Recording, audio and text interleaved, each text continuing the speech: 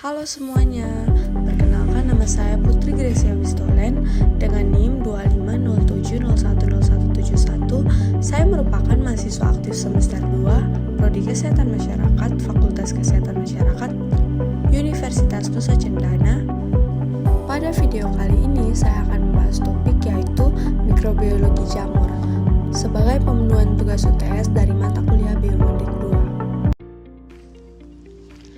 Tahukah kalian bahwa jamur merupakan organisme yang memiliki dunia tersendiri dalam mikrobiologi? Mereka bukan tumbuhan, mereka bukan pula hewan, tetapi memiliki karakteristik yang unik yang membedakan keduanya. Walaupun seringkali luput dari perhatian, jamur sesungguhnya memiliki peran besar dalam kehidupan manusia dan lingkungan. Definisi dan ciri umum jamur adalah organisme eukariotik yang tidak memiliki klorofil sehingga tidak mampu melakukan fotosintesis. Untuk memperoleh energi, mereka bergantung pada bahan organik di sekitarnya dengan cara menguraikan atau hidup sebagai parasit. Dinding sel jamur tersusun atas kitin, suatu ciri khas yang membedakannya dari tumbuhan yang memiliki dinding sel berbahan selulosa. Keunikan ini menjadikan jamur sebagai kelompok organisme yang berdiri sendiri dalam klasifikasi biologi. Klasifikasi jamur dalam mikrobiologi yaitu jamur diklasifikasikan ke dalam beberapa kelompok utama, yaitu yang pertama zygomicota, misalnya Rhizopus yang sering ditemukan pada roti. Yang kedua Ascomycota, seperti Saccharomyces atau ragi yang berperan penting dalam fermentasi. Dan yang ketiga Basidiomycota yang mencakup jamur konsumsi maupun jamur beracun.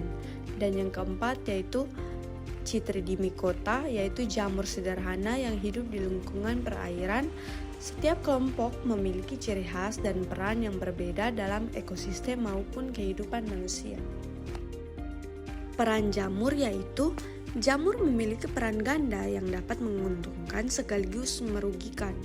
Di satu sisi, jamur bermanfaat dalam kehidupan sehari-hari, misalnya ragi yang digunakan dalam pembuatan roti dan bir, serta penicillium yang menghasilkan antibiotik.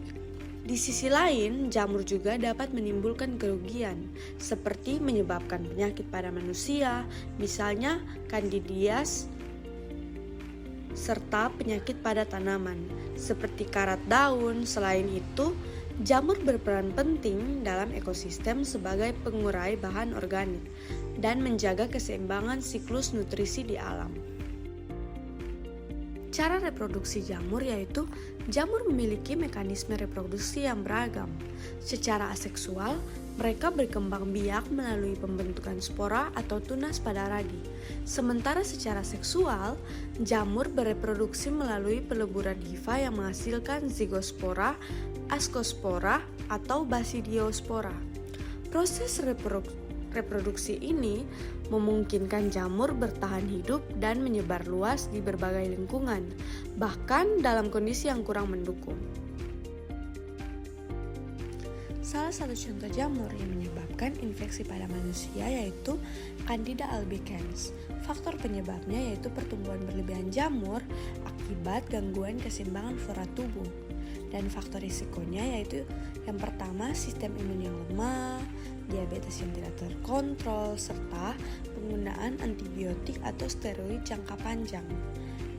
Dan cara pengobatannya yaitu dengan menggunakan yang pertama anti jamur topikal seperti krim atau salep untuk kulit dan vagina, dan yang kedua anti jamur oral misalnya seperti fluconazole, dan yang ketiga dukungan non-farmakologis seperti diet rendah, probiotik, dan menjaga kebersihan tubuh. Dan cara pencegahannya yaitu yang pertama menjaga kebersihan kulit dan area intim, yang kedua menghindari penggunaan antibiotik tanpa indikasi, dan yang ketiga mengurangi konsumsi gula dan karbohidrat olahan, dan yang keempat menggunakan pakaian longgar atau berbahan katun, dan yang terakhir menjaga tubuh tetap kering terutama pada lipatan kulit. Dengan segala keunikan dan perannya, jamur adalah organisme kecil yang memiliki dampak yang besar. Mereka dapat memberikan manfaat besar bagi manusia, namun juga berpotensi menimbulkan kerugian. Oleh karena itu, pemahaman tentang jamur sangatlah penting dalam bidang mikrobiologi, kesehatan, dan ekologi. Jamur bukan sekedar makhluk yang tumbuh di tempat lembab, melainkan bagian penting dari kehidupan yang patut kita pelajari lebih dalam.